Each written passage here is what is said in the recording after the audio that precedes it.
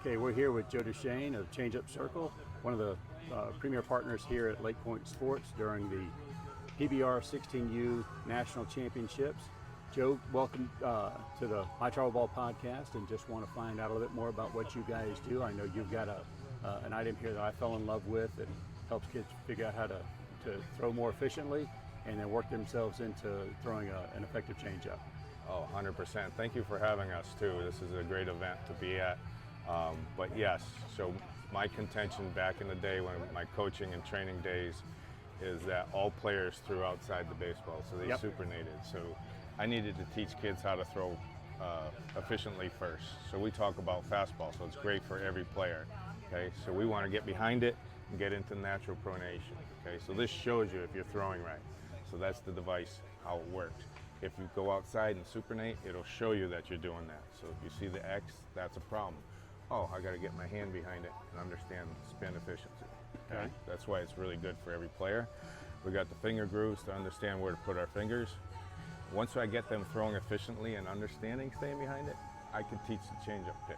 Because if we're supinating, that's opposite of what we need to do for the changeup. And you and I talked a little bit about this, about the ages that you kind of target with this, and it sounds like it's for everybody.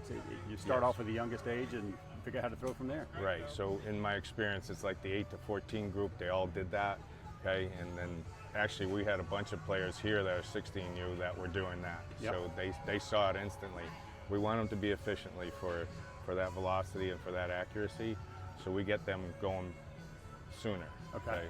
So I'd like to get those 8 to 14s going. And then introduce a changeup pitch instead of a breaking ball that early. Let's go changeup to start. Okay. And that looks like this for me. We got the finger grooves, put our fingers in there, and I want the same thing into pronation. Okay, we release and get this kind of flight out of it. Okay, and that helps the athlete understand it, see it, and feel it. Do you want to demonstrate on the let's do circle it. over here? Let's go take a look.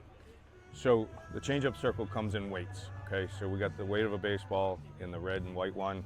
And then we go up to an 8-ounce model and a 10-ounce model. The 10-ounce model is for 14 and older. Okay, it's age appropriate and development. So we create feel through weight. We're not weight training. I want you to feel that through those fingers that we're asking of it. Okay, so that's how we use weight. Okay, but like we were talking about earlier, I want fastball efficiency. I want you to understand how to throw it. So we go fastball first, staying center, understanding true flight and staying behind it. Okay. Like I was talking about earlier, if you get outside, you're going to see an X. So guys will leak out, you'll see that X come out, and that's the corrective part of it, where, oh, I need to get my hand behind the ball, understand this flight. Then I can teach you to change them. Circle change again, I want the same flight, but I want you to feel that, okay, through those two fingers that are going to do the work. And that's where that weight comes in, okay? So we go change up grip, understanding that flight, and getting true spin off of it, creating that feel through the ball. And again, for 14 and older, we'll go 10 ounce. Okay? Understand that same throw. If you notice, it was on a tilted axis, which is really good. Okay, that's your arm slot. So if it comes out that way, I can manipulate it to do anything because I've done it a lot. Okay, the other great component to this is that it looks bigger than a baseball, but it's not. It's the same both ways. So especially those younger athletes we were talking about, they're going to be 3-finger grips, but when they go to this, they surround it better. Okay, and the older guys, when they go from here to here, they're going to surround it better. So we're creating that feel and the comfort of the pitch. Actually makes the ball feel smaller. We left it that way on purpose. So what is the typical distance for training for this? Great question. So the 5-ounce model we throw into long toss, but I want you to understand the flight first. What tends to happen is when kids start throwing harder, they leak out. So we don't want them to supinate. We want them to continually stay in a good arm path into that natural pronation. We want them to activate the forearm, not continue to stress the elbow. So we want true flight, understanding that spin and staying behind it, okay? In motion. And again, we create that feel through weight, okay? And again, not weight training. We're not doing plyos. I want you to understand feel. Okay. Love it. And that's what we do with it. Okay. So now, most important question. Sure. What's it typically run? What's the cost a parent or an athlete for this, for the package and for the training? Yeah, so another great question. Online, they're 50 each, 49 each. Here, they're 38 at at this complex, so we try to offer the deal in person.